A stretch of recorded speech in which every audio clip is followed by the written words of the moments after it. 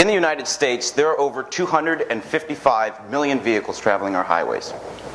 Now, as these vehicles become increasingly complex, the number of things that can go wrong with them increases as well.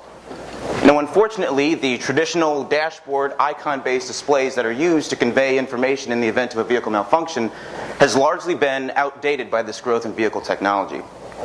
Just as a quick example, how many of you in the audience are familiar with this icon on screen? Just by a show of hands. So it's a percentage of you. And in fact, 33% of American drivers have no idea what that icon means. For those of you that don't know, that is a low tire pressure indicator light. It goes on in your vehicle in the event that the pressure in one of your 4 tires drops below optimum levels. Now, my partner and I have identified this as a serious problem. It's not only a problem of vehicle safety, but it's also indicative of the lack of consumer information that exists about a vehicle's overall health and well-being. Well, ladies and gentlemen, I'm proud to introduce to you Hermes, the OBD-free project.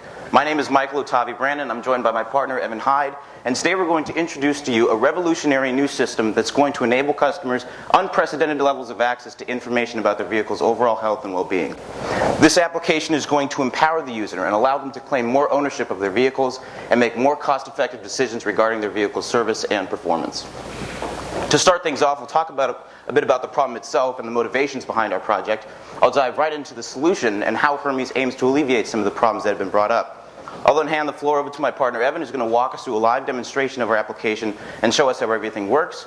And then I'll wrap things up by talking about the future implementations of this project and the exciting new directions Hermes can go in the very near future. And of course, we'd be more than happy to take any questions at the end of our presentation. So in the event of a vehicle malfunction, the check engine light in your car will most likely become illuminated. Now, this unfortunately doesn't tell us a whole lot about the particular problem, but what is associated with this check engine light is what's called a diagnostic trouble code, or DTC. Now, this is an alphanumeric code that contains a lot of information about the problem that's about the problem that's come up in the vehicle. Now, the check engine light can become illuminated for any number of reasons. There are literally thousands of reasons why the light can turn on, and as such, there are thousands of trouble codes. Some of these codes are universal and shared across the automotive industry, and others are proprietary and manufacturer specific.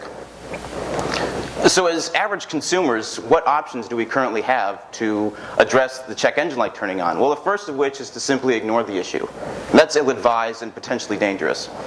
Alternatively, we can take our cars to a local dealership or a mechanic. Now, either of these options are not necessarily wrong, but they are expensive and time-consuming. So what is Hermes, and how is it going to solve this problem? Well, Hermes is a 3-component system, and it all starts with a source of information, and that is a vehicle. The first component of our system is an onboard peripheral that plugs directly into a vehicle's OBD2 port. As of 1996, all cars are required to be equipped with what's called an OBD2 port, or onboard diagnostics, now in our second iteration. Now, this is an incredibly powerful port, and is the means through which a vehicle communicates its information to the outside world. So we plug an onboard peripheral into this port, and in the event that a trouble code is triggered by the vehicle, this peripheral broadcasts the signal wirelessly to the second component, an iPhone application. Now, upon receiving this trouble code, the iPhone will query the third component of our system, and that is a remote database that is filled with these trouble codes and their corresponding descriptions and resolutions. Now, for this third component of our system, we've turned to the power of collective intelligence in much the same way as Wikipedia has. We rely upon a community of motivated contributors, or as Evan and I like to call them, auto enthusiasts, who populate this database on an ongoing basis with DTC descriptions and resolutions. These DTC descriptions and resolutions are then pushed back to the iPhone and presented to the user elegantly. Now, in order to show us how all of this works, here's my partner, Evan Hyde. Thank you very much, Michael. So, while talking about the system is all well and good, it really helps to show you using a live demonstration.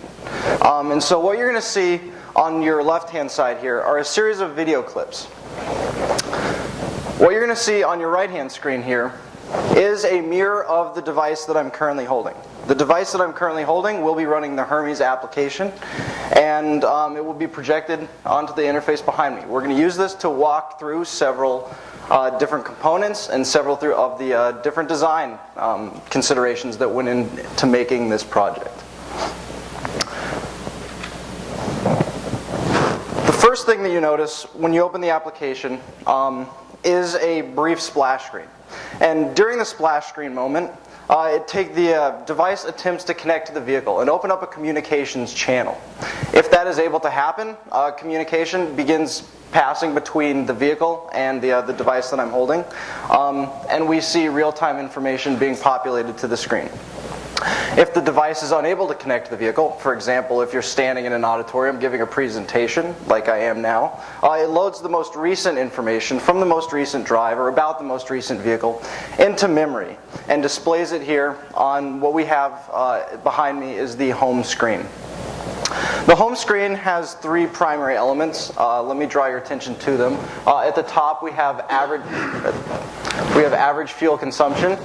Directly below it we have average speed, and below that the amount of fuel remaining in the tank.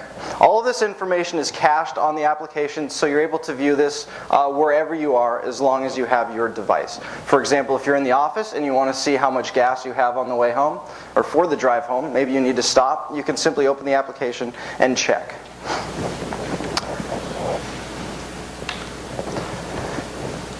Now, in addition to the home screen, we also have the error code screen. This is really the heart of the Hermes application. This is where everything started. As Mike described earlier, this was our initial goal, is to provide users with a way of diagnosing and resolving issues with their car. This information in this application has been populated by our test vehicle. Our test vehicle is a 2009 Mercedes, and we were a little bit worried going into this project that it might not have any errors for us to diagnose. Well, it turns out that we do have one, and it's here displayed on the screen. Also over there. Now, P0104. I mean, who knows what that means? I don't. But thankfully, Hermes does. And so when we received this code from the car, we queried our database. And our database, provided information back to the car, or to the device,